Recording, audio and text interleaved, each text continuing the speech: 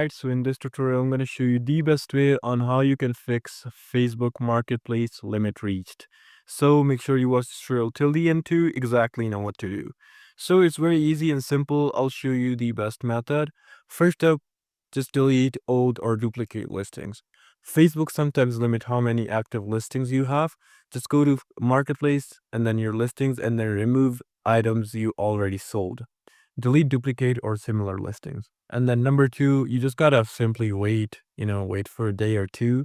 And sometimes this limit is temporary. Just after cleaning your listings, wait for 1 to 3 days for the system to refresh.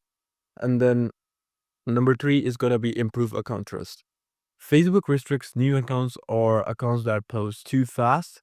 Just add a profile picture and add phone number plus email and then turn on your two-factor authentication. And then, this helps you remove marketplace limits. And then in number four, we got posting too fast. So yeah, as I told you, you gotta make trust. So if you are posting too fast, just take some time because Facebook flags it sometimes. So you just gotta wait for, and just upload 1 to 3 items per hour max and then space out your listings. And then review your following marketplace policies.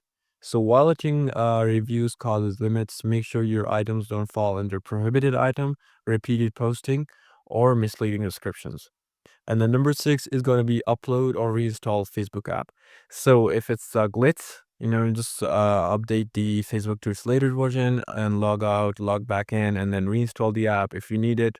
And then appeal the limit. If you believe the mistake, it's a mistake, just go to help and support, report a problem, and then marketplace, and then explain that, marketplace limits, it's been limit applied by mistake. Facebook may restore it.